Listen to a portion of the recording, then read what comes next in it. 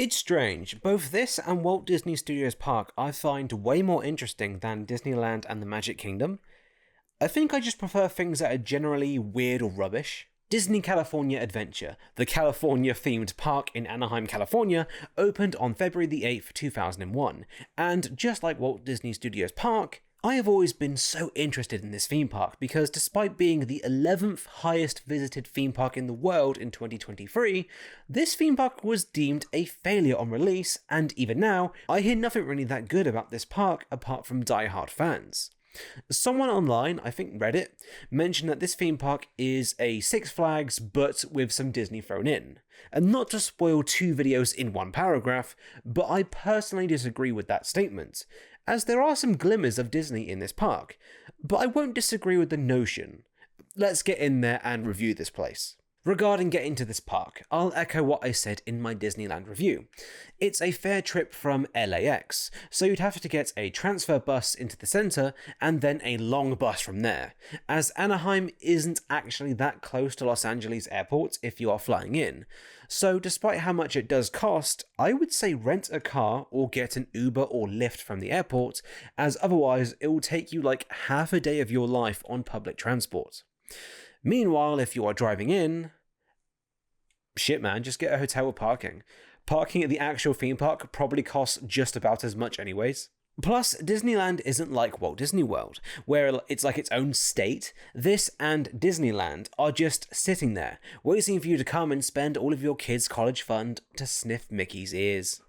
Walking into Disney California Adventure was... the walk in was really unimpressive. You walk forward with no key landmarks or anything to speak of until you reach what feels like a centre where you can then go up, left or right towards different lands of the park. One thing you can do here is actually catch a cable car that takes you to one of two stops, I believe, around the park. It is a novelty for sure, but it does add a little something to this area to make it stand out a bit. As otherwise, I don't think I would have had a single thing to say about this entrance area. It was here I bumped into some people, William and Fabioca, and I thought I would pick their brains as the locals at... Is that on camera? What are you doing? What are you doing? Where's your good boy? It was here I bumped into some people, William and Fabioca, and I thought I would pick their brains as the locals that they said they were.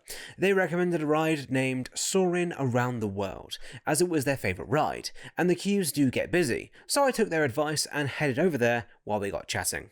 To get there, we have to enter the theme land known as Grizzly Peak, and I did like my first impression. You pass a small but quaint sign, saying that Grizzly Peak is the land scenic wonder, and then the scenery becomes more woodland and rocky. But for now, let's talk about Soarin. Soarin takes place in an air hangar, and is a ride about flying over California, which did excite me, as I have ridden the other version named Soarin Around the World before, so I was looking forward to something different. Turns out it was the version I had already ridden in the past, and the California thing only happens from time to time. Shame. The ride's entrance sign is tiny, which I kind of liked. It's such an unassuming sign outside of such an unassuming place. You could argue that it's a theme park, so it should be big and bombastic to get people to come and ride it, but in my opinion, it fits the land quite well. And the vibes it gave off were that, I don't know, you were about to do a helicopter tour, or flying short distance on those smaller planes with the spinning propellers on the wings. You know, unlike the massive turbine engines of your commercial aeroplane many of us used to get to this theme park. Walking into the ride building, you are greeted with pretty calm, inspiring music. Like, if you want a nice loop in the background while you chill at night or something, play this queue music. Shit's nice. Although the housing of the queue is rather bland like the outside, we are in a plane hangar still, but to make the queue a bit more interesting, dotted around the first part of the queue are photos with descriptions that, from the brief time I spent looking at it, look like it tried to educate the audience on the history of aviation, with the names above us being key figures in such history. Correct me if I am wrong, but that's the vibe that I got. I like this touch. It gave off a Disney of old, one that tried to entertain and educate at the same time. Yeah, I dug it. The next queue area literally is just blank walls, so moving on to the pre-show video, which is pretty cute. Hosted by Patrick Warburton. He details how the ride's going to work, as well as safety information. Not much to comment on, so let's get on and ride this baby. Walking into a big theatre, with seats that may need a small hop to sit on if you're on the shorter side, you have to put your stuff under the chair and buckle up. Once the ride starts, you are lifted up so that your vision is covered by a massive dome screen, as an orchestral score kicks in that will accompany us on the around 4.5 minute journey. The seats you sit in do react to what's going on, but only in small ways, so it's not a thrilling ride to any degree. I won't recount every single thing you see on the ride, as that doesn't sound fun, but let me break the experience down a bit more. The score for each setting you visit is made to somewhat fit where you are, such as playing instruments typically associated with that place. That's fine, and it's all timed really well and composed nicely. But what truly adds to each scene is the smells that get pumped in. The smell of seawater, fresh grass to name but a couple. It attacks a sense you didn't expect to get attacked, and it helps with immersion. What's strange though, is that the screen will take you out of the experience. The quality of the screen is fine, and it's never going to look the nicest on my DJI Osmo Pocket, which is actually what I'm shooting this with, if you cared, which I doubt you did, but the screen curves. Some of the scenes, that's fine, but again, the Eiffel Tower doesn't bend the last time I checked.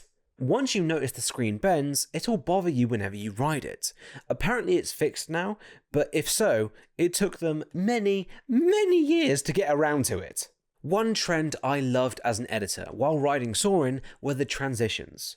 Apart from one time where they couldn't find a way to transition, so they just used a crossfade, which was a shame, every other transition was proper smooth and was diegetic to the scene that you were currently in.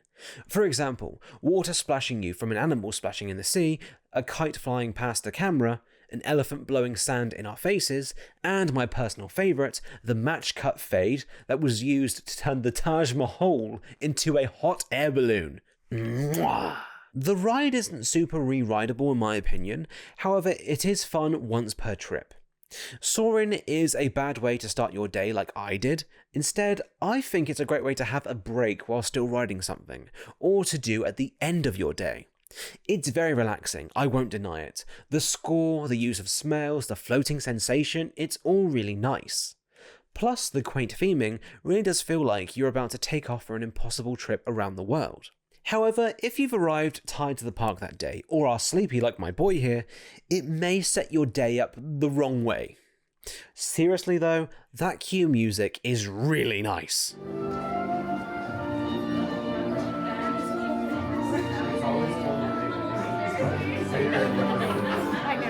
Leaving the ride not through a gift shop, which was nice, let's stay in Grizzly Peak and finish the area off. Leaving Soarin and passing a sign for Grizzly Peak as well as a photo op of a plane, we find ourselves in Grizzly Gulch. Small note, do not know what the hell I was on about. This is still all just Grizzly Peak. We're just going to talk about a ride in a minute called Grizzly River Run over here. It's not called Grizzly Gulch, that's a place in Hong Kong Disneyland. Don't know what the hell I was on about. Hello, Appa. A relaxing area to walk through, with constant water flowing around the walking paths, lots of tree coverage, and a rocky terrain surrounding you. The reason for that is our next attraction, Grizzly River Run, which is a rapids attraction. I have never been massive on these, so let's see if Disney can make a good one. If not, I think it's just safe to say that these rides are just not for me. No comments on the queue, as it's a river rapids ride. Normally the queue is just various views of the ride in action. However, this river rapid did have a single rider line, something I am not used to seeing. Quite epic. How you got the chance to enter the queue though felt rather old school, as you have to find someone standing at the entry to the attraction's queue and ask for a single rider pass. And it was a bit of laminated paper detailing the ride's height limitations, as well as what looks like an old logo? I wonder if people try and nick these, as these feel like relics that people will reference in like 20 years in a retrospective. After handing the card over, making small talk with people forced into the barge with me, seriously, when you think about it, these rides are a nightmare for people who hate being in tight spaces with strangers. We are away. Please also enjoy my finger in the shot. I was going to crop it out, but it also looks kind of funny, so we are keeping it. So how do you rate a Rapids ride? How fast it goes, how many drops, how wet you get, how long it is, any theming? Sounds like an alright list, actually. When going down the rapids, it is pretty fast, I'll give it that. There weren't many drops, but they were pretty dang fun, as you can tell from my goofy yaying, and you do get wet. But not the, for goodness sake, wet, but more the, oh man, wet. The theming in terms of storytelling is near non-existent. There's some theming at the start when you're climbing the first hill, as well as little bits of theming around the ride which don't have any meaning to me, but I'm sure some Disney fan understands why it's there. However, if I remember rightly, it was fully immersive. Like, I never saw another part of the theme park. I was completely surrounded by rocks and trees, and I know that sounds kind of like I am plucking for things to say, but it was really cool that this River Rapids ride was a contained experience. There was only a few times, I believe, where you were able to see other people outside of the ride, including one spot where if you are off the ride, you can actually watch people through some viewfinders. That's kind of cool. It was finally about 6 minutes, which I think is a bit too long, as I was starting to get a tad bored at the end there, but it does end with a great drop, so at least there's that. Yeah, I just don't think rapid rides are my thing.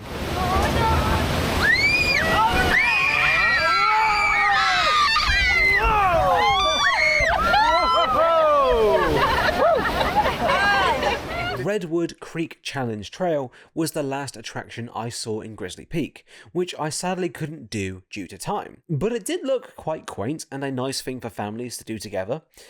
I say sadly as I couldn't do it, considering it looked like a play area for smaller kids, and on this occasion I passed. Next time, promise. And with that, we've covered Grizzly Peak. Yeah, it's not the most content-rich area, but it was pleasant to walk through the land. I feel like if the land kept going, you'd find like a wooden lodge in the middle of nowhere. Those kind of vibes. Backing up on ourselves, heading back to Buena Vista Street, which was the name of the entrance if I didn't state that earlier, as you can see here, the park's a bit more bustling now, which showcases even more how much of a hub the start of this park is, and that's all it is. Like, what's the appeal here? Oh well. Let's head into the terribly named Hollywoodland, but after I get a random high five from a character I can't remember the name of. How you doing, man? High five! Woo!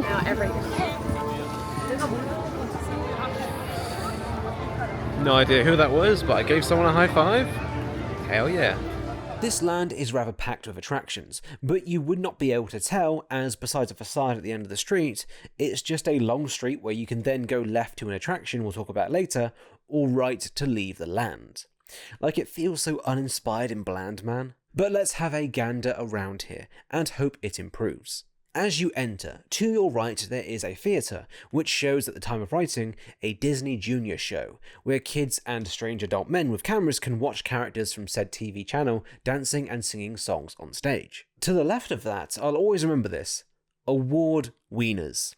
Not for the name, but how much I cried when I saw the prices, and by extension, how many people were queuing to pay for those damn wiener dogs. I swear to the Lord Baby Jeebus, American hot dogs taste so bloody bad, man. Next we have a pretty cool looking theatre, even though it does look a bit packed into the street and doesn't stand out much apart from the animation sign and an LED panel advertising what's inside. Inside, we have what amounts to a foyer, a centre point, which allows you to go to one of 3 different attractions. There's some projections of some Disney animated movies on the walls, as well as some water for a certain turtle we'll talk to later, if we are so lucky. Firstly, we have Animation Academy, a nice way to pretend to be good at drawing if you're as terrible at it as I am, as a Disney artist guides you through the process of drawing a Disney character. If I remember rightly, you get to actually keep the drawing as a keepsake that you did, so that's cool, if you have the time. I'd say actually give it a shot. I've found the process in the past rather relaxing. Character close-up? Take a guess, you get to meet a character. It seems it changes whoever is there on some kind of rotation, so the fact it had such a bland entrance... I don't know, man. So far this is feeling like Walt Disney Studios Park 2.0. Sorcerer's Workshop, I am guessing, is a chance to meet Mickey Mouse. He still owes me money, by the way. Finally, we got Turtle Talk with Crush, a chance to talk to our favourite Australian PG-rated pothead. And finally, once again, I can talk about a pre-show queue. Along the walls are facts of real-life animals, which are portrayed by characters from Finding Nemo and Finding Dory. The plot of this attraction is that we are going to the Marine Life Institute to have a chance to talk with Crush, a turtle on the East Australian coast. Turtle Talk with Crush is a very formulaic, comfort food kind of show. It's the exact same as I remember it as a kid, and that's perfectly fine. An impersonation actor playing Crush takes questions from the audience in an interactive experience, which I am sure is technically very simple. I think the term is puppet animation. Animation knowers give me a hand here, but the actor basically has canned animations which they can then use to react to what Crush is saying. It's a cute and surprisingly funny, family-friendly time. Crush will mainly favour the kids in the audience who sit on the floor in front of the chairs, which, fair enough, the magic is still alive for them, let them have it. It was only about 15 minutes, so you are not off your feet for too long, but it is worth your time. Maybe during the busy times of the day when the rides are packed, I'd say give it a go. I did it near the end of my day, and it felt like a nicer way to wind down before doing one last ride and heading out. In terms of these kind of shows, I actually prefer Monsters Inc. Laugh Factory over at Magic Kingdom, but this is still pretty great. Christian, where do you totally come from? Orange County. Oh, dude, you come from Orange County? I come from Blue Ocean. You are forced to exit through a gift shop, and it is admittedly quite a nice one, with cool art, figures, and other stuff that is indeed nice, but I will never buy. If you couldn't guess, it's pricey here. Leaving the animation courtyard, I wanted to touch on this mural at the end of the street. Next to it is the Hyperion Theatre. Now, at Disneyland Paris, there was a stage with a buttload of chairs in a cool building with the same name, though nowadays it's just extra food court seats and a place that shows Mickey Mouse cartoons. It really is a shame how the Disney of old keeps regressing, huh? I mention this as the same named theatre is here at Disney California Adventure, or DCA as I'll call it from now on. It was just there, man, doing nothing. A shame. At the time of writing this video, I have published 5 theme park reviews on this channel, 3 of which are Disney theme parks. This is now the second time I will be reviewing this ride, but every video is someone's first, so let's do this. Mickey's Philarmagic is a 4D film involving Donald Duck messing up a concert that Mickey Mouse was going to conduct. His anger, which is probably a mental illness, gets unleashed on the musical instruments that come to life thanks to Mickey's magical sorcerer hat. The lobby doesn't have anything worth noting, but you can tell this attraction is old because the voices of Minnie and Mickey are of actors who are no longer with us. They talk to us over the speakers in the waiting area for the next show, basically keeping you on your toes to remind you of why you're here and you'll be let in soon. Goofy is here too. No further comment. Sitting down in the theatre, it is rather plain, although I did notice once the film starts that the past 2 showings I have seen, one at Magic Kingdom and one at Disneyland Paris, the film actually covers the entire screen. However, in this theatre, the projection almost feels cropped, as the footage felt smaller than before, and the footage had to be cropped in a bit to make it fit on screen. I've seen this at other theatres in the past, and it just felt bigger, you know? Like going from 31:9 ultra-wide to 16:9 widescreen. The plot of the film is that the Duck of the Donald goes through various films of Disney history to try and rescue the sorcerer's hat that somehow got sucked into a portal due to Donald's rage. I can now see why my missus asked me to work on my anger problems. And Donald goes through Beauty and the Beast, Fantasia, The Lion King, Coco, Aladdin, The Little Mermaid, and Peter Pan, all taking place during some kind of musical number.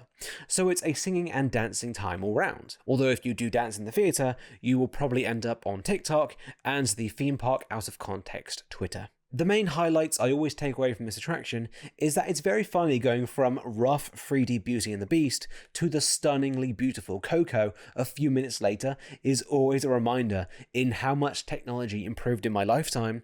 I really like the Lion King scene after all these watches.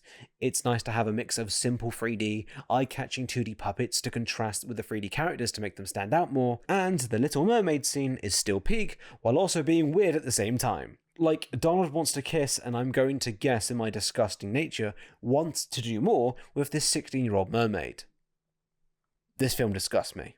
I have probably seen this attraction enough now to be in the double digits, and I probably will continue to when I need to sit down and relax for a bit, as it's member berries to the nth degree, and that is fine if it works on you. But personally, I just enjoy the music and a chance to be reminded that Disney can still make good films when they want to.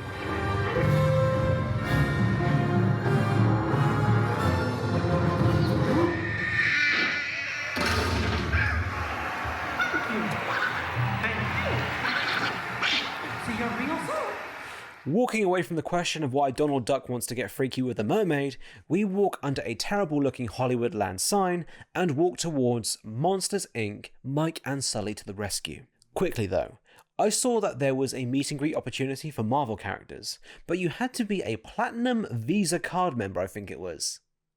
The class divide of Disney grows stronger every day. There was also a stage opposite the ride, which looked like it was used for nothing and hadn't for a long time.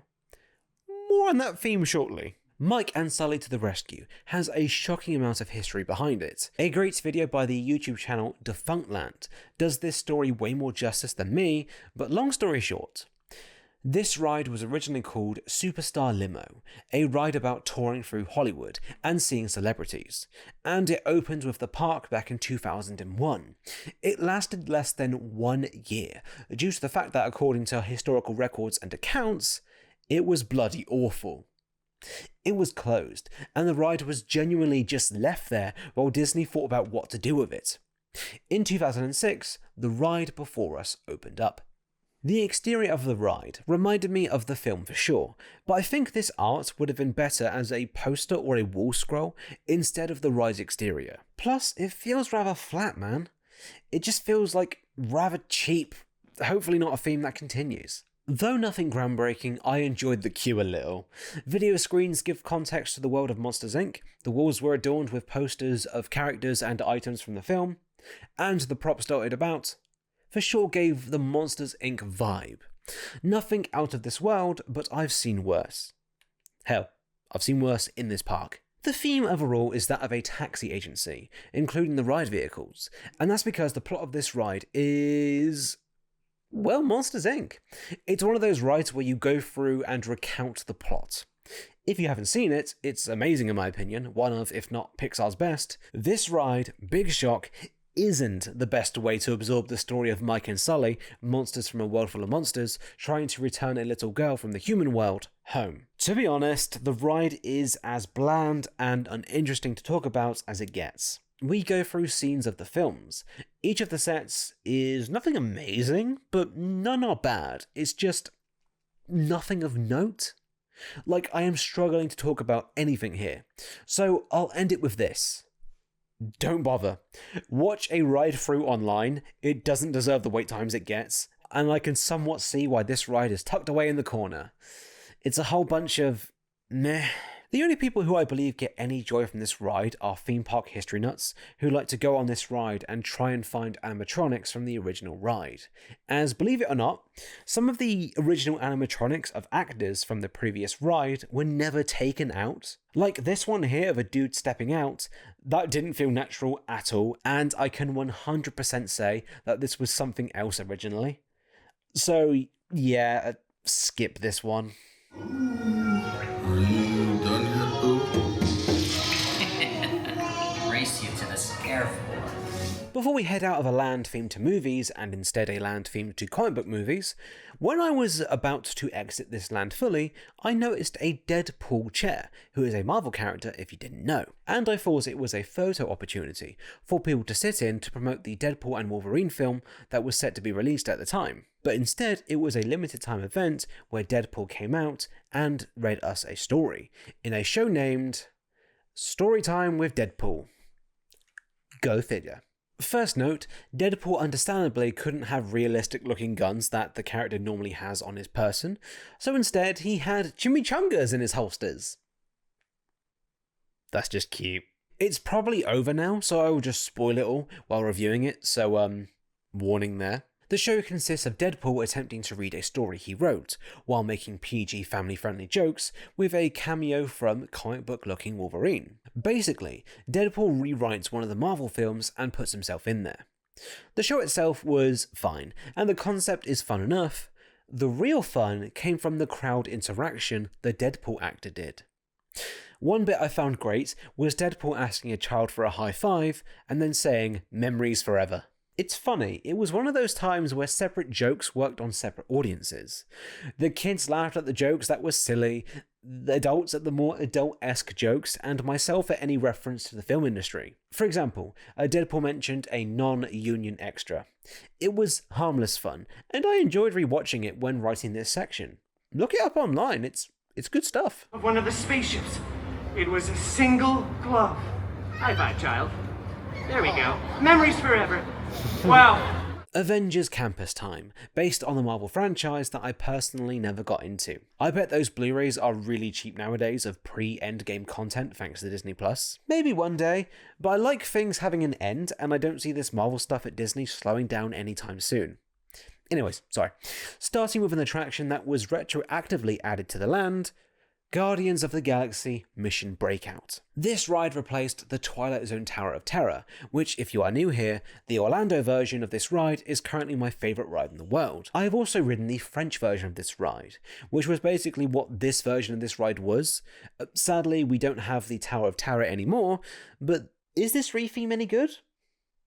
Probably it's still the Tower of Terror, but let's see anyways. The Tower of Terror is always a landmark of the park it is in, standing tall, viewable from many areas of the park. The retheme to fit it more with the Guardians of the Galaxy theme, to someone who hasn't seen any of the films but played a pretty damn great single-player game by Square Enix, I think it looks great. You could argue it's too busy, and I could see that argument, but on this occasion, I think it fits the ride's theme, and that's okay. And I am totally not bitter about not riding the original ride. Nope, not at all. Entering the queue and passing by a statue of someone I don't know, I am going to assume he owns this place, we arrive in the first waiting area. We have a screen with a weirdly high frame rate playing pre-show fluff.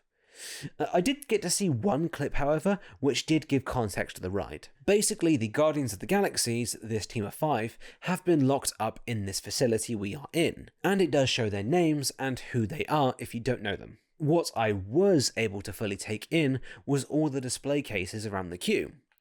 It looked like it stored artifacts from the MCU, I'm going to assume, as I know jack shit about the MCU. I did see Cosmo the dog though. He was in the Guardians of the Galaxy game. He's a good boy.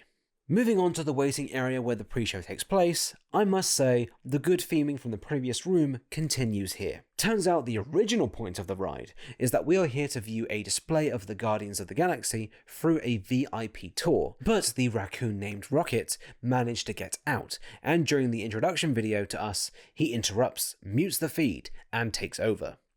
Rocket here takes the form of an animatronic, or basically a robot if you don't know what that is, and the true point of the ride now is that we are going to help Rocket get the Guardians of the Galaxy out and escape.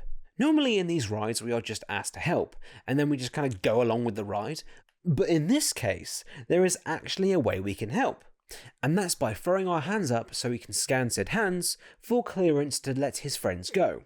Why can't he do it? He doesn't have hands. What are you doing? What you doing? Unless you help. I don't have clearance. My hands don't scan. Yours do. I really like this idea. If you don't know, the ride system is a lift that goes up and down, giving the feeling of weightlessness for a brief moment. More often than not, you'll throw your hands in the air to enhance the feeling of the weightlessness. So, to integrate what most people do into the ride story is just clever in my opinion. The animatronic I didn't get to see properly, however we'll get a better look when I ride it again later on, so just bear with me for now. Previously with the Tower of Terror, we would then leave this room and enter the boiler room of the hotel the ride is set in. Well, you still just enter a boiler room. Sure, it is rethemed, but it's a little disappointing how much it still looks like a boiler room. Like, say in the ride story we were still about to go on a tour or something, I don't see this place as the waiting area for their tour in a boiler room. Or maybe they do, I don't know. I did like one thing here though.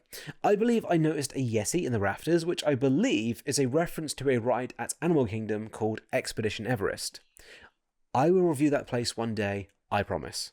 Getting into our elevator, I was for sure curious how this ride was going to differ from the ride of the past. Well, you are told right away that whatever you knew about the previous ride is over. As Rocket appears in the form of a projection, he pulls a plug, and we are told to raise our hands to grant him clearance as a music track plays from a list of 6. Those songs being I Want You Back by the Jackson 5, Give Up the Funk by Parliament, Free Ride by the Edgar Winter Group, Burning Love by Elvis Presley, Born to be Wild by Steppenwolf, and finally, the track that I got, Hit Me With Your Best Shot by Pat Benatar. What I did not know, and what brings this ride up a fair bit in my estimates, is that each song has a corresponding sequence that happens during the ride. In simpler terms, there's 6 versions of this ride, which tops France's Tower of Terror with 3 different experiences, and I believe Orlando and Tokyo's 1 story. That is just rad. I love that. That is just an incredible amount of re-rideability. From here, theme park shenanigans ensue. I mentioned it earlier, but the ride system is a lift that forces you up and down. It sounds boring, but trust me, on the ride, it is so thrilling. You'll go up and down a bit, watch some action through a screen, in my case some members of the team, Gamora and Star-Lord, run away from the drones shooting at them, another member named Drax socks a monster in the face, and they escape. It isn't incredible, but it is thrilling, over the top, exciting, and that's great for this kind of ride in my opinion. I'd be remiss to forget the best part of the ride. When you're at the top of the tower, the doors open to the outside world. You get a clear view of not too much to be honest, before then flying down to what feels like the bottom of the tower. This ride has no intention of being the old ride. Trying to freak the rider out in any way has been replaced with making this a straight up thrill ride. And yeah, I will always love the original theme more. I can't comment on this version of the Tower of Terror since I never rode it, but the Tower of Terror in Orlando is still, as of now, my favourite ride in the world. Saying that, I had fun. The music, over-the-top cinematics on display, the faster pace compared to the previous ride, this ride is for sure the most fun in the park, and the one I would re-ride the most if I could. The variety of music and possible outcomes of your ride story is a massive plus. Sure, it is just what shenanigans is going to happen this time, but the fact that there is genuine variety is so rare on theme park rides, and has to be commended. I said it once, I'll say it again, I prefer the spooky vibes of the Tower of Terror, but this ride is fun, very fun even, and is 1000% worth your time if you are nearby. Does the IP enhance the ride? Yeah, in some ways, as it gives it a flair compared to what was unthemed, especially with the addition of the music.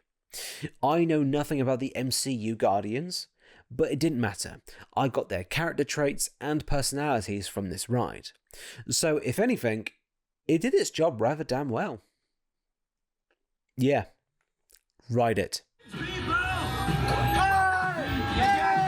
Let's roll!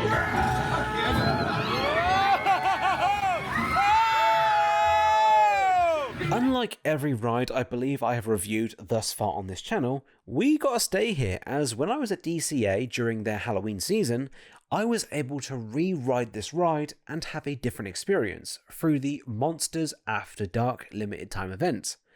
Makes it sound like a Fortnite mode when I say that, huh? The ride appears on my Disney app as a separate attraction, and you are able to use a lightning lane, which is Disney's Skip the Line service, on both the main attraction as well as the Monster After Dark version. So if anything, this allows you to ride the ride twice in one day if you pay to skip some lines. Also, I rode this ride at 4:30 in the afternoon/evening, so it was not 100% dark yet, but let's ignore that and move on. The attraction closes for I believe an hour or so to get the ride ready, and although the differences may be small, they are still nifty. On approaching the queue, there's a small sign warning us that stuff's gone a bit topsy-turvy in there. Entering the queue, the only differences I noticed were there was an exhibit which had animals in it, that was covered up, unsure why to be honest, as if everything was going crazy in there, I doubt somebody would nicely and carefully cover the exhibit with a blanket, but what do I know? And the videos that were playing on the screen were different. It glitches often, has footage of staff members trying to contain the animals and monsters who have escaped, monsters just roaming freely, and footage of a character warning us of what's going down. I appreciate the changes, no matter how small. From there's no real differences throughout the rest of the queue, minus the pre-show. The actual pre-show content is entirely different. I got a much better view of the room this time, so you get to see the Rocket animatronic this time. Groot, the 5th member of the Guardians of the Galaxy, who I am pretty sure I didn't see in my main version of the ride, though I am sure I am wrong, as it would be weird to leave out a character just for a yearly event, is loose in the facility with all the monsters. Rocket wants us to be bait, waving our hands, screaming to attract the monsters' attention while he tries to save him. Again, I love this plot. It brings the rider into the experience so much more, and it feels like you are actually interacting with the character on a surface level, because you're doing an actual task for him. You can just sit there on the ride and Mr. Bean it, falling asleep, staying dead silent and not moving your arms, but due to the nature of the ride, I will be very shocked if you don't move your arms at all. Unless you're holding onto the sides for support. To be fair, I did that with one arm, but that was more so I could keep a rigid body as best as I could, so I could get better footage this time. Skipping past the second pre-show, well, I couldn't, but for the sake of the video, we will. Let's get on the ride. The actual amount you go up and down stays the same, as well as the amount of scenes, but this time they are different. I also noticed for the first time with this version that there are lights on the ride that react to the music. Looking back at my normal version of the ride's footage, I feel like, although it is there, it's not very pronounced. But with this one, perhaps because the one song this version has was originally produced for the ride, so it's easier to react to and time the lights to the music, the actual amount you go up and down stays the same, as well as the amount of scenes, but this time they are different. I also noticed for the first time with this version that there are lights on the ride that react to the music. Looking back at my normal version of the ride footage, I feel like although it's there, it's not very pronounced. But with this one, perhaps because the one song this version has was originally produced for the ride, so it's easier to react and time the lights to the song. I don't know, it's very kick drum heavy and has a light metal / rock feel to it, and it fits pretty darn well. The screen bits consist of Groot and Rocket being chased by a pretty nifty looking dragon. It is surface level once again like the original ride, but equally fun to watch. I would have liked some additional fan effects or something to really make the dragon look and feel great, but whatever. It's a fun novelty, and I almost wish it was something that was permanent, you know? Like after 6 PM or something every day, it'd be cool, but considering this ride always has good queues, as well as the fact that the staff have to basically reset the ride each day, I can understand it being a limited time thing. If you are ever here during the Halloween season, 100% ride this version too. Not only will you get a second ride in the day, but you'll also get a different experience. So technically, during Halloween, you could ride 7 times and have a different experience each time. I doubt that would happen, but in theory you could. Finally, a perk of having the Skip the Line pass, which I'll touch on later, Lightning Lane Multipass, is that you get your ride photos from rides that have them. And in both of my ride photos, I looked like I was just confused and had no idea where I was. We could have gone better. What? Oh, very still. Walking into Avengers campus, my goodness, this land is bland. Both this and the version in Paris just look so boring. I've seen actual college and university campuses have more life to them. And then again, they don't have a jet on top of a building at universities. Unless you maybe go to Oxford or something. Walking through, giving a quick tour, that aforementioned building with a jet is a chance to meet Marvel characters, as well as having a gift shop. Next we got Pym Kitchen, a restaurant where the gimmick is that you can eat science experiments such as a massive pretzel, basically just very big or very small food. There's an area where you can meet Doctor Strange, where I think a show happens, 2 more gift shops, a shawarma place, and then finally, the only other attraction we'll touch on shortly. This land is ass, man. Like, not including the Tower of Terror retheme, we have 1 attraction here. It's kinda apt, both Avengers campuses in the world right now both have only 1 new attraction, with the other retheming an old ride. Quality of the rethemes aside, it just shows how little care was put into this land. But let's forget about that for now. As we get to ride a ride I personally really enjoyed in Paris, Spider-Man Web Adventure. Hello, small note. It's not called Spider-Man Web Adventures, that's what it's called in Paris. It is called Webslingers, a Spider-Man Adventure in Disney California Adventure. So if I ever say Spider-Man Web Adventures, I do mean Webslingers, a Spider-Man Adventure. I know, just call them the same thing, but what you gonna do? Entering a pre-show room after an outdoor queue, the room is littered with tech and whiteboards with drawings, giving the vibe of a workshop. Peter Parker, aka Spider-Man, appears on a screen and gives us the backstory. Basically, we have been invited to test out web vehicles, which allow the riders to shoot webs like Spider-Man. We also get introduced to the Spider-Bot, a device who was pretty cool to use in Spider-Man 2 on the PS5. But in this case, the bots malfunction and continue to replicate, causing theme park level mischief, which we are then enlisted to help with by Spider-Man himself. A fine enough pre-show does the job, though it can be somewhat long and there is no way to skip it. Also, if you did single rider or used a lightning lane, which is the skip the line up charge, it only skips up to the pre-show we just discussed. From there, it's a free-for-all, so you don't save that much time, just warning you. The queue continues the overall trend of Avengers Campus. It's just bland. It's like a warehouse with very little theming to it. I think I saw a row of lockers themed to heroes, that's cool and all, but whatever. Let's grab some 3D glasses and get on the ride already. The ride vehicle sits 4 people, and how it works is that the ride tracks your head and arms, and in my opinion, it tracks your body pretty damn well. The ride asks you to whip your arms like Spider-Man, but if you want to be an epic gamer and mid-max this game, don't bother doing that and instead just rapidly punch your arms as if you're Monkey D. Luffy. You'll get a way better score just by the fact you're shooting more webs. So the gameplay of this attraction, it's an on-rails shooter, and how the story progresses is you go from screen to screen where things get progressively crazier and over the top. There are some scripted elements, and of course a beginning, middle and end without a fail state, but the level of interactivity in each zone you play in I think is great. So the goal here is to destroy as many spider bots as possible. You can track how big your score is by a screen in front of you on the ride vehicle.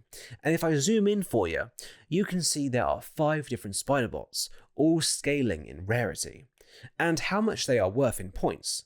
So the keen gamer girls amongst you will know to go for multi-kills or go for the rare ones. In this ride, you are able to shoot doors and windows to find hidden rare bots. You can shoot electric boxes and red barrels to create explosions and chain reactions, and that does feel rewarding to see your score shoot up when you think a bit about the game. You are scored and ranked as you go, including a final score at the end, which goes to a leaderboard, which is fun, although the fun is dampened by the fact that in the various gift shops you are able to buy a web power-up band, no relation to the power-up bands at Super Nintendo World, which are toys themed to Marvel heroes that you wear on the ride, and let's be real, it's pay to win. You still have to be somewhat good at the game, but whenever I have ridden it, there was always someone in the top 3 who used a power-up band. Now, is that correlation versus causation? I don't know, and I don't even know what that means, but I do know that it's pretty scummy that the option to pay to win is even possible at a theme park attraction. Then again, you could argue, skip the line passes are also pay to win, so maybe I shouldn't be shocked. The theme park industry is kind of predatory, huh? Back to the ride. There are some light theming between screens to tie them together, but it's nothing much to rave about. The gameplay is fun though, even if it means I have to wriggle in my chair like a mofo and get strange looks. The gamer in me takes over, and I want to just get a high score, you know? You are also graded with medals, bronze, silver and gold. So of course I'm gonna want to go for the gold. Maybe there's a platinum medal that I don't know about too, but I'm obviously not skilled enough for that. Or you just didn't buy a power-up band. Boo! Overall, Spider-Man Web Adventure is indeed a fun time. I don't get the deep hate I have seen for the attraction online, and I bet kids love this crap. Especially when the music kicks in and you proper get into it, it really is a good time. It's nothing top tier, but every time I go to either Disney Paris or this place, so probably never again, I'll make an effort to try and ride it. However, I'll probably only ride it once. Unlike Mario Kart at Universal Hollywood, the single rider line here doesn't skip the pre-shows and queues much at all, which means rewritability is hampered. The problem with a gameplay-based ride is that if you're driven to want to play again, you got a queue, and after a bit of waiting, I'd imagine a lot of the drive and desire you had will probably have disappeared by the time you get to the ride dispatch area. Plus, the pay-to-win items do suck, but to stop being such a negative Brit, I do think you should try it. It's fun, and it is a high-quality shooter ride, in my opinion.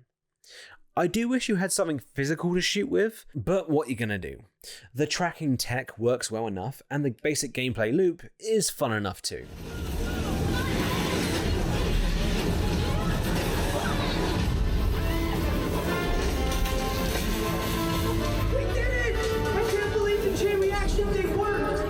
Believe it or not, we are done in Avengers Campus, and yeah, I don't think I will miss it. Although the other entryway, which can be accessed through the middle pathway of the park, does look a bit nicer, with a nice photo opportunity. Speaking of the middle walkway, if you decide to walk through there, you'll pass a nice waterfall on your right, and then again on your right was what looked like a restaurant with an overall theme of wine. I don't drink, so moving on. And on to what I believe is the starring attraction of this theme park, in my opinion. Believe it or not, welcome to Cars Land!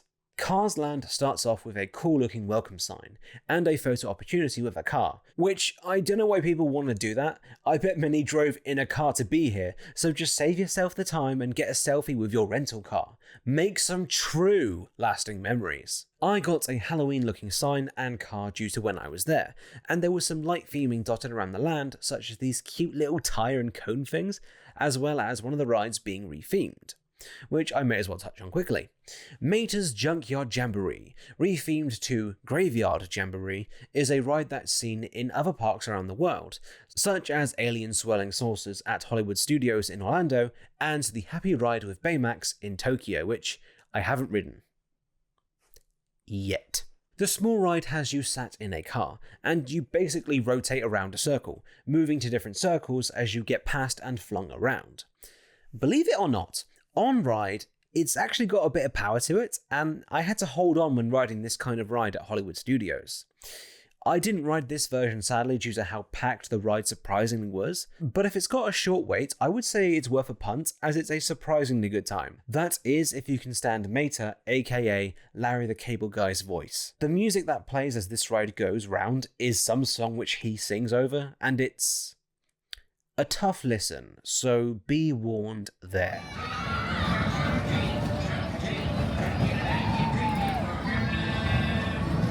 Let's explore the rest of Cars Land, and my goodness, the first impression as you walk down is incredible.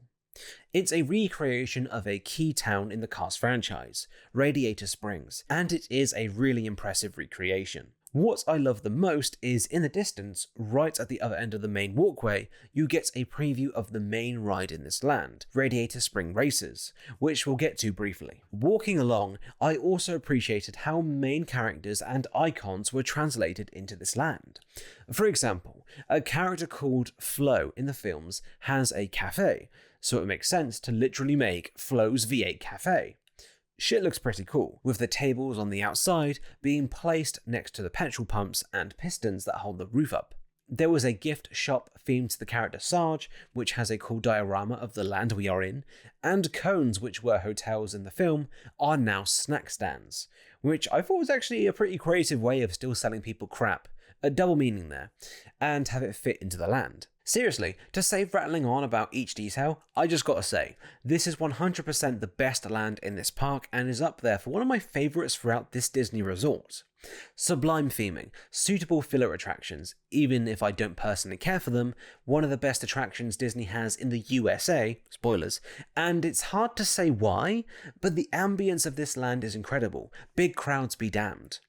There is another filler attraction that I alluded to, themed to the character Luigi, and it's another ride where you spin around, but it's a bit tamer than the Mater-themed one that we talked about earlier. If you keep walking past this ride, you get a walkway to Avengers campus.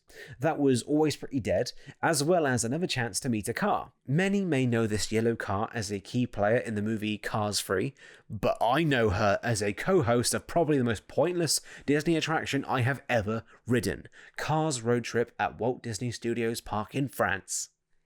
How fun! Et pour finir, le canyon de Catastrophe. We're driving into Catastrophe Canyon. Okay, enough tickling the no-no regions. Let's talk about Radiator Springs Races, the best ride at this park, hands down. Before entering the queue, you can really tell that this ride is the focal point of this land.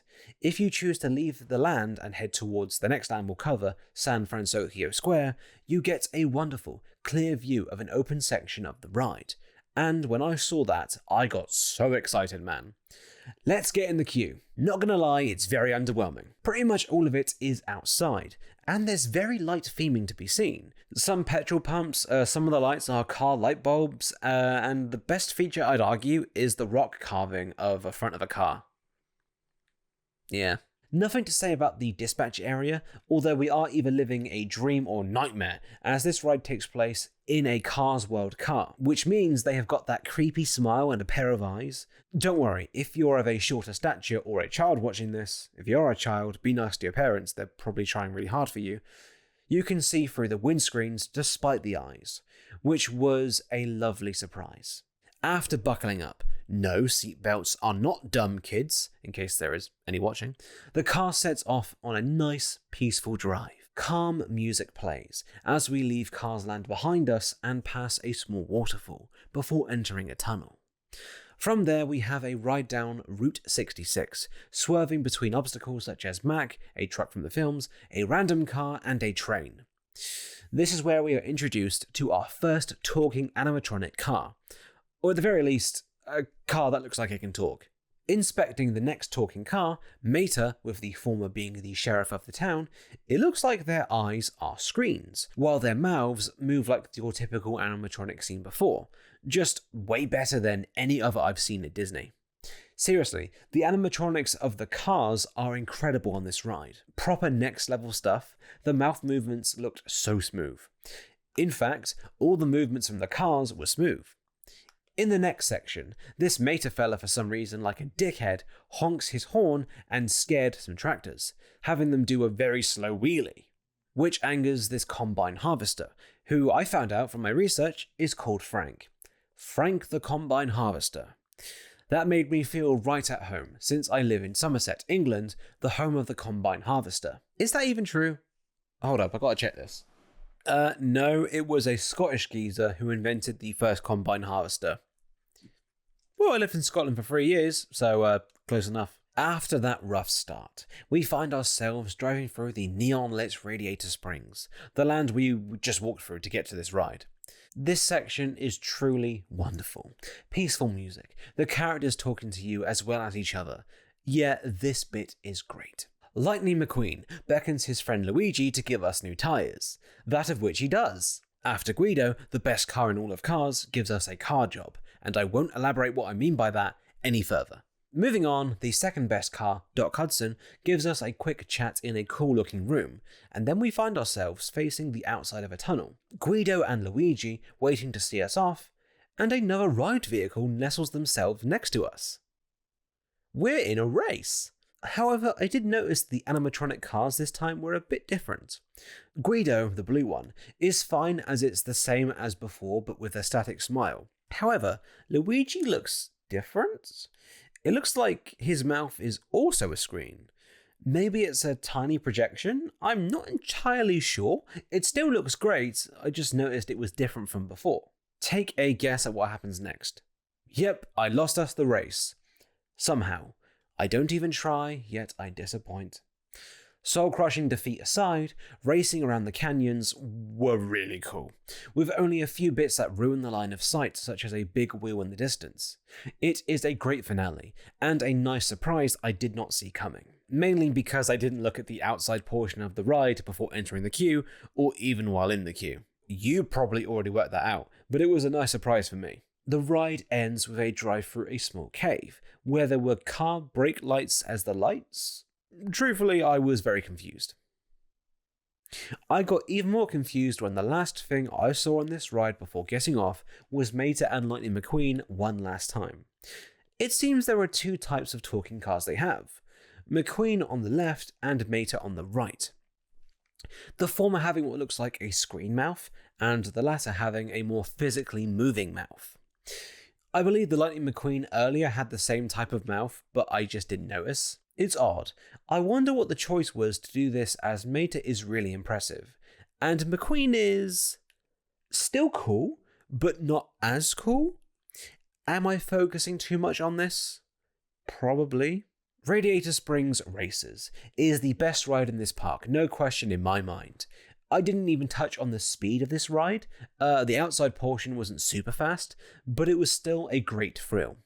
I mean, look at my face, as close to joy as someone like me can muster.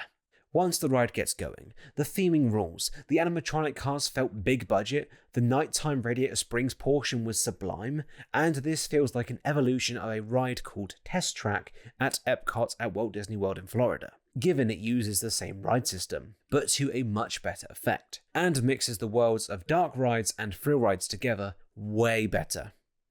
Get in that single rider if you can. Don't worry, you are not missing much in the queue. And be sure to ride this ride at least once the day you are there.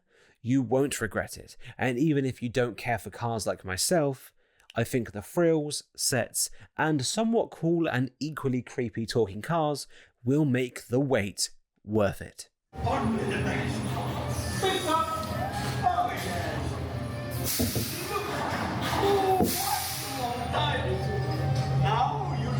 Like a real race car. Leaving the wonderful theming of Carsland, I wanted to very quickly discuss San Fransokyo Square. You can enter this land through Carsland or off a side pathway, but for this section, we will enter through the main entrance, the small bridge, which looks nice enough.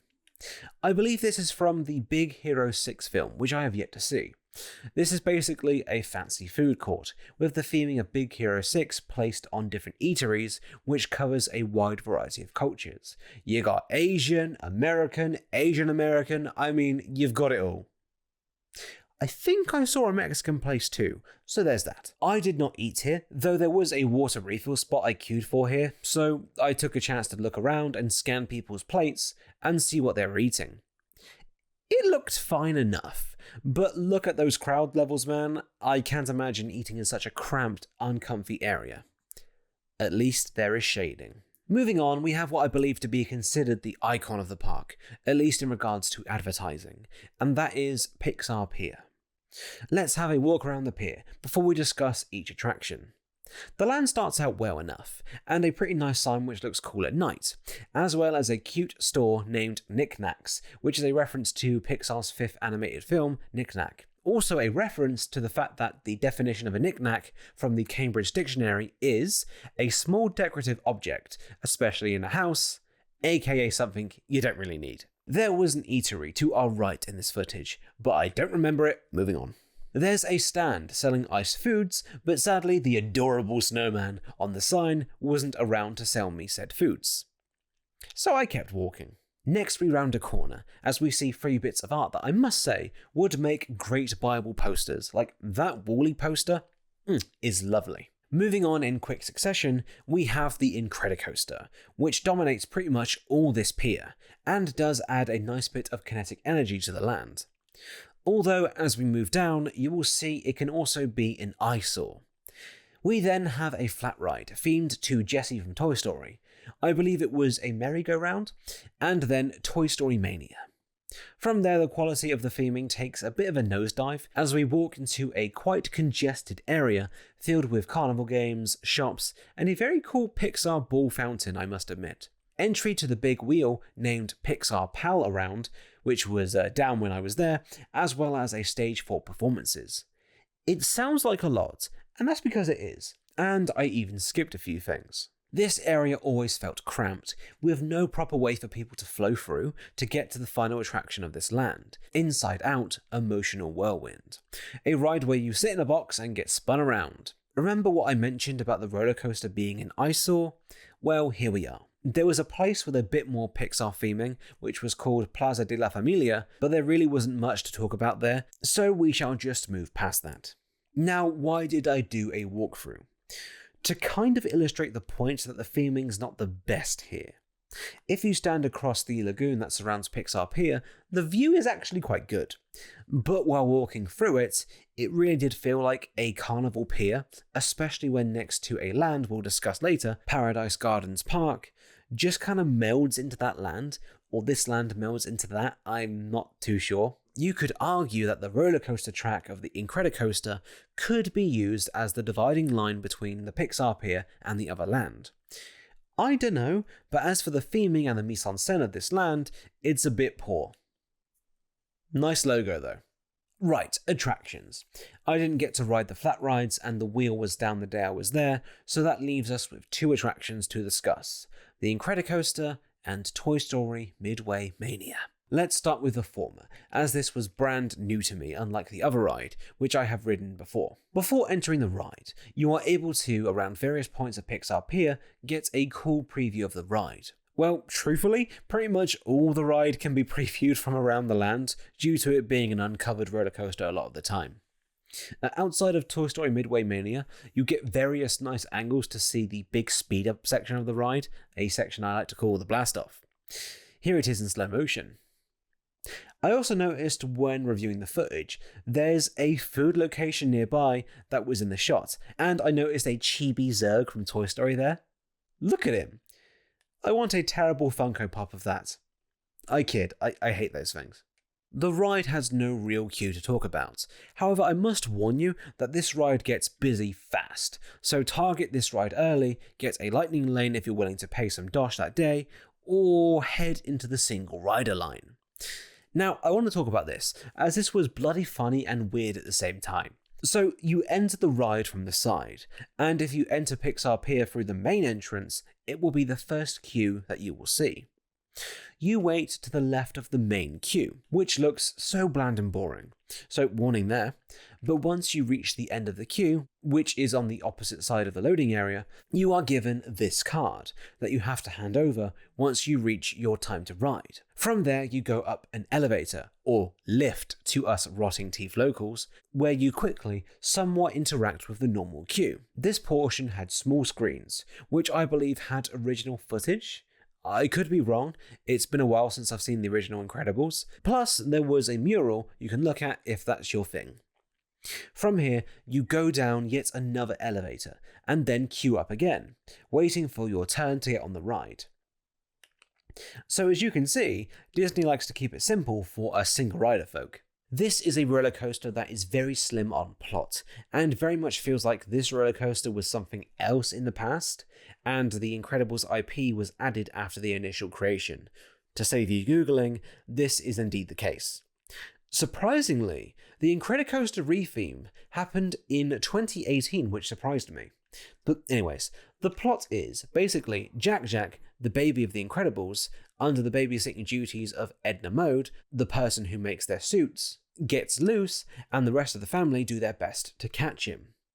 These minor story notes are told inside tunnels, but let's get to said tunnels first. The ride pulls away from the loading station, where we hear through speakers in the chairs that Jack got loose. Mr. Incredible asks Dash to go and get him, and it seems Dash seems to think it'd be fun to bring us along for the ride. As for reasons the vehicle you are in is about to go fast, goes for a ride, that's a cool idea. After we blast off, we enter tunnel number 1, where Jack shoots his laser eyes. Was he trying to get us? We hear he disappeared, as we move on while the Incredibles score plays. This soundtrack, coupled with the rather frenetic dialogue of the characters to try and catch up with Jack, actually really enhances the experience more than I thought it would. The next tunnel has us seeing Mr. and Mrs. Incredible trying once more to get that mofo to come the heck down, but to no avail. It was at this point I was also shocked how smooth it felt. It wasn't the smoothest roller coaster I have ever been on, but I felt like I could ride this over and over and not have much of a headache. Next we get a key moment, which does look cool off the ride, as well as on the ride if you want to risk a bit of neck pain, as we go through a loop-de-loop which circles around the Pixar Pier logo. After this, another tunnel. I'm guessing these tunnels are used to break and separate vehicles, so they can send multiple vehicles out at one time, but what am I, a guy who talks about rides on the internet in his spare time? Violet is here now, doing a force field for some reason. I got nothing. After some more roller coaster fun, nothing out of this world but still a good time, Jack learns the Shadow Clone Jutsu, as for some reason, various stands on top of roofs held various Jacks. It's funny, because you go past it just too slowly to pick up on the fact that it's rather cheap. The ride ends with a really long banking turn to the left into the station. However, we do get a glimpse of Jack safe and sound, although a bit bigger than he was before.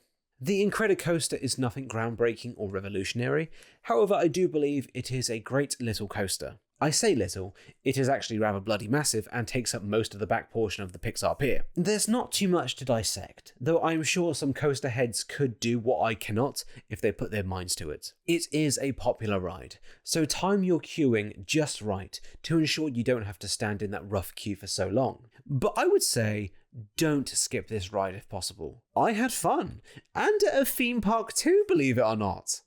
I waited here so long for this one, pretty average one. Or that one shot. Toy Story Midway Mania is an attraction that I've covered twice in the past, once in physical form and once in digital form. Truthfully, I enjoyed the attraction at Toy Story Land at Hollywood Studios in Orlando. It's an on-rails shooter where you interact with other Toy Story characters throughout the ride, taking on quick score attack games where you shoot or throw things to earn points. That's the gist of it for newcomers to the ride, and it is worth your time. The digital version? No, don't bother. Standing outside the queue, the view you get is almost cool. The Incredicoaster stands behind Midway Mania, which can create some cool visuals, but sadly, the Pixar Pier logo isn't fully visible, so it creates a bit of a weird visual. It's not a biggie, just something I noticed.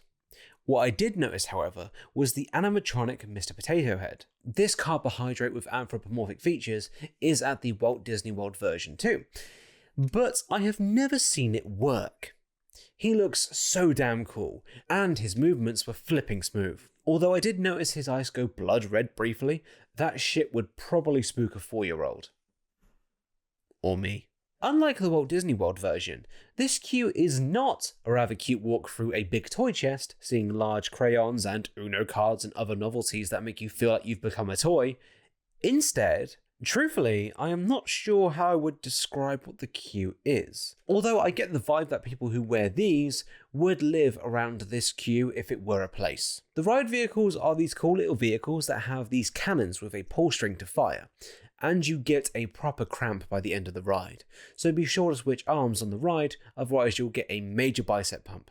How the game works is you go from 3D screen to 3D screen, taking part in minigames that involve some kind of projectile to try and score points. It starts out with throwing parties at the toys, and from there you will shoot balls, darts, hoops, and more. The visuals are nothing groundbreaking, however they do feel like carnival games, are varied enough that re-rides don't get boring, and having the Toy Story characters pop up on the screen chatting shit makes it a bit more fun than it would otherwise be. Plus, it's a good way to know when a minigame starts and ends. The music helps too. It's chaotic and frantic, which is apt considering the riders will be spamming the living hell out of the pull cord. Possibly screaming or yelling, so truthfully at that point the music is just a jumble of notes. But it works, and that is fine with me. At the end of the ride, you are given a score and given an animal rank. Toy Story Mania isn't a deep ride. You pull a cord, shoot virtual things on a screen, and try to earn a score, while Toy Story characters make this ride worthy to Disney stakeholders when this was initially pitched. It's fun. I highly recommend it, and I bet it is fun with friends. I'll let you know how that goes if that ever happens to me, though.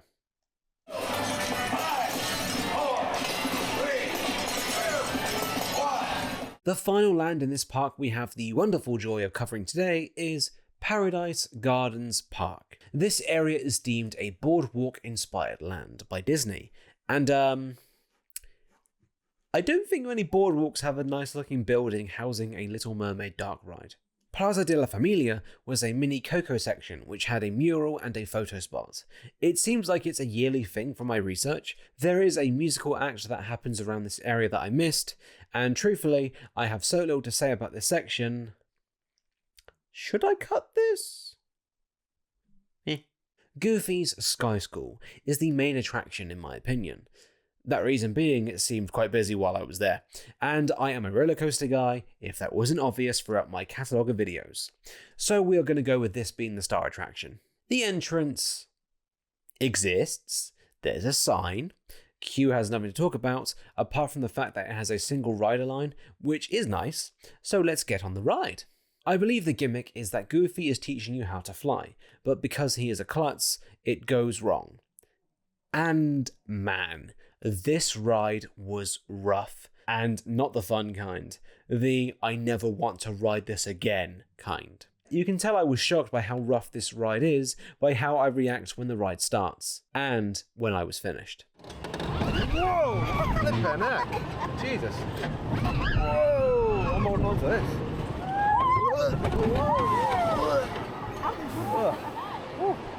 You could argue that it is fitting with the gimmick of Goofy being our flight instructor, and so it is of course going to be rough and erratic in nature. And that's fair, you corner a lot, a few dips, but correct me if I am wrong, but this is known as a wild mouse coaster, one where a small car whips around corners and gives the feeling of maybe not going fast, but it feels like you are. These things are everywhere, even at pretty damn rubbish theme parks, fun fairs and stuff. Using an off-the-shelf ride isn't a bad thing, however I am reviewing Disney here. You'll hear me one day talk about this again.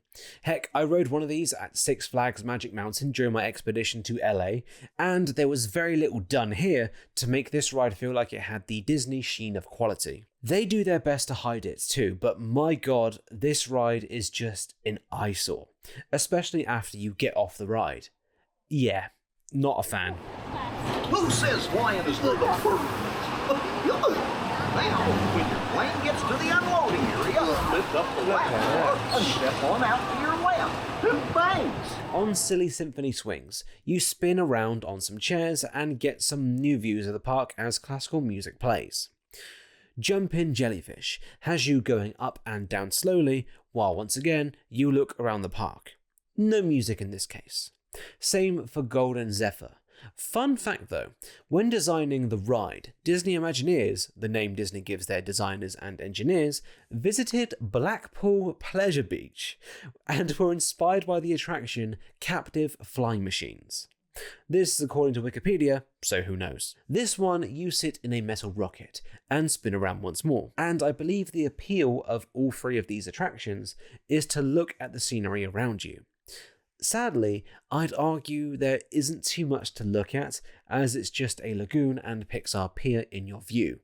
Or some of the land. However, if you time it with the World of Colour 1 show, you could maybe have some nice views. It's a show that uses a mix of water sprays, projection, music, and lights to make a show that features moments and tracks from The Lion King, Moana, and Ratatouille. I watched it online, mainly due to the fact that people who try and watch these shows are barbaric and become vultures just so they can see a projection of Simba from The Lion King. It seemed perfectly fine, and of course the work that goes into these shows is incredible and I enjoy learning about it, but considering this is Disney, you'd expect a bit more. However, catching glimpses of this show on a ride could be pretty cool. It seems anybody can watch this, mainly from this area here where you can see me, but Disney does offer a virtual queue to get into an exclusive section where you can stand in front of a rope instead of behind it. You special person, you. You can also get a dining package where you can have a meal at some point throughout the day and then also get to stand in front of the line. Yeah, I don't know, this section isn't the best so far, is it? Well, let's hope it ends well with The Little Mermaid, Ariel's Undersea Adventure. Before that, some Toy Story Army people walked and drove past me when I was walking to this ride. I am sure this was meant for Pixar Pier, but I saw them here, so I am mentioning them here, dagnabbit. The exterior of The Little Mermaid is really impressive, and goes on for way longer than you think. I don't know if I got a photo of it, but if I do, I'll put it here. Part of the building had, what looked like anyways, stone carvings on the accents of the wall, and for some reason, there were no POVs I could find of it online, so I for sure hope there is an image of it here, otherwise I will for sure look stupid. The queue did not have much of note, although there was this mural, and I am starting to notice a pattern here of Disney dark rides having murals in place of any other real bits of theming. Problem? Not really, just an observation. There were other tiny bits of theming, but if I showed this theming to my dad hoping he'd put it on the fridge, I doubt he would. The Little Mermaid is a slow-moving dark ride, where you sit in these comically large clams, I am all here for it, as we watch a retelling of the titular film the ride is based on. I think this is a pretty good dark ride actually. Good music choices from the film, although the animatronics aren't the most modern, they did their job well. Shout out to these fish doing what I think was a conga line at the midpoint of Under the Sea. The production quality overall was good enough in my eyes, and most of all, I would argue this is not a bad bare bones retelling of The Little Mermaid. I could have entered this ride not knowing the film, and got the gist of the key plot details, and feel somewhat satisfied. If they added a few extra scenes, it would have been a lot more understandable. But as it stands, I got the gist. I don't have much else to say really. I feel like repeating the plot would be no fun. I didn't see anything that outwardly amazed me or disappointed me. Yeah, The Little Mermaid, Ariel's Undersea Adventure was nothing groundbreaking, I think I say that a lot, don't I? But a nice break off my feet, coupled with pretty visuals and some nice music. Thumbs up! What's this? You've come to a stop. Maybe it's that sea witch. Listen to me. Stay seated in your clamshell while I get to the bottom of this. Paradise Gardens Park overall is a joke in my opinion. It is ultra budget. The Little Mermaid, while good, does stand out and is only in this land due to its location, not due to thematic relevance with the surrounding land. I have to say, like if you were strapped for time and decided to cut some stuff to save some time throughout your day, this is for sure the land you should skip. I would argue it has one good ride, and the rest are nothing exciting really. And so our concert ends. Now for the section where I mention random things I could not fit anywhere else. Sadly, this Disney theme park continues the trend of, if you're not like me and I'm happy to be at the park from the start to the end of the day, paying for a skip the line pass, aka Lightning Lane Multipass, to help you get on rides. I would say my day would have been the same if I didn't have the pass, just harder. How it works is you pay per day, and the price changes depending on the day. What I did was book a package thing, I think through attractiontickets.com, and I got Lightning Lane with my ticket for like an extra fee per day. Since I doubt I'll be back anytime soon, I was happy to pay. How it works is you need the Disneyland app, and you can book a Lightning Lane from the moment you enter the park. And you can then either book another one as soon as you check into your Lightning Lane that you booked, or 2 hours have passed, whichever comes first. You can also modify the booking, which allows you to try and get a sooner or further away time, depending on how you want to plan your day. Certain attractions simply don't have a Lightning Lane queue, and thus aren't available through the service, though that's mainly smaller attractions, so pretty much the only things on here are the big hitters. I found the experience somewhat painless versus using it at Walt Disney World in the past, and personally, I've never had any issues. You can only do a ride with a lightning lane once per day, so by the end of the day, you'll just be grabbing lightning lanes you may not even want to use. This is actually a good idea if you want to attempt to modify your reservation a bit later to try and get a different ride or time. So if you're willing to play about, you could have a better day. If you have a bigger wallet, you can also buy a Lightning Lane Single Pass, which is for a ride that's the big hitter in the park. In this case, Radiator Springs Races, and you pay a fee which starts at $15 to ride the ride once. Sure, the wait should be lower, but you're also paying to ride a ride. The choice is yours on that one. I did it once at Disneyland Paris for a ride that had a 2-hour wait, and I was on the ride in about 15 minutes. I don't like it, but you gotta play the game and get played sometimes, I guess. Hi there, small note, this is one downside to making a video and releasing it over a year later. There is now also Lightning Lane Premier Pass, which basically is Lightning Lane Multipass, except you get a one-time entry to each available attraction, and you can ride them whenever the hell you want, as well as any of the previous perks such as the photos and stuff. So if you're minted beyond belief, you should probably invest in stocks and shares, but if you want to, you can spend, oh my god, that if you wish. In better news, there are some single rider lines in this park, which means you can enter a separate line if you don't mind being split up from your party. I have never had a party with me, so no brainer. I personally found the single rider line overall better, apart from a few bits of weirdness, such as when I had to go up, down and all around with the Incredicoaster, and how the Web Adventures single rider line was used for only the first queue before the pre-show. Plus, despite many people thinking Disneyland next door is better, and that is fine and all, but this park has double the amount of single rider lines, 6 versus Disneyland's 3. These rides are Goofy's Sky School, Grizzly River Run, Incredicoaster, Radiator Springs Races, Soarin, and Spiderman Web Adventures. The Radiator Springs Races single rider line was how I experienced the ride, and I wouldn't have been able to do so otherwise. And I did try a couple others too. What's cute is, and please correct me if I am wrong, but only the older attractions still have the physical card that you have to give when you get to the end of the queue. I was given a card at Incredicoaster and Grizzly River Run, but didn't get one at Spiderman or Radiator Springs Races. I guess just ask a team member if you're confused and they will help. Plus, the line could be closed that day, you never know. Finally, the entryway sign looks a bit naff, but when it's Halloween themed, it does look a bit better, I shan't lie. Disney California Adventure sure is an interesting park. It's built next door to the OG, the original Disneyland, and I bet many people think that this park is even worse than it is due to what is literally next door. But what do I think? Theming doesn't touch Disneyland at all, with 2 exceptions on the complete ends of the scale.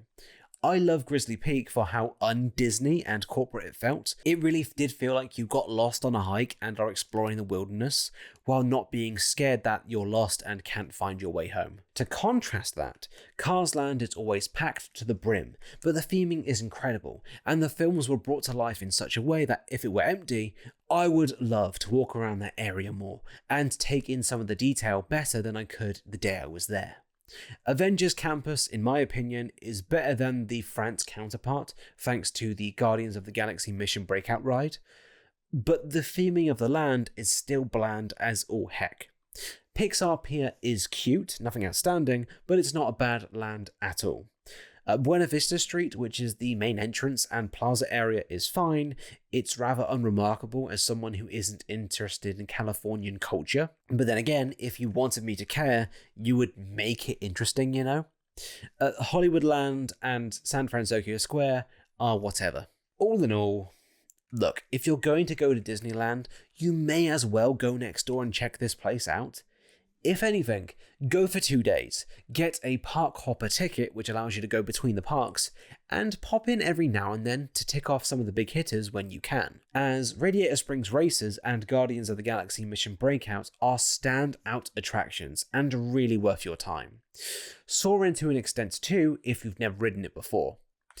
No, Disney California Adventure is not as good as Disneyland, but I don't think it was ever trying to be. I am grateful to be reviewing this version of the park, and not the version that launched back in the early 2000s. But truthfully, maybe half a day at this park is enough. You can stretch it to a full day if you wanted to, and if anything, checking out the second gate makes sense to have better value for money. But if I only had one day here instead of 2 or 3, I would say pick Disneyland over this park. But the real question is, did this park replace exploring the actual California as it was originally intended to? Well, I did do a bit of free roaming one day, and all I could think was, where the hell was the Mission Breakout Tower?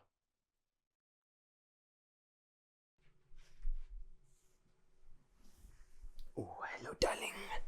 Hello. You alright, darling?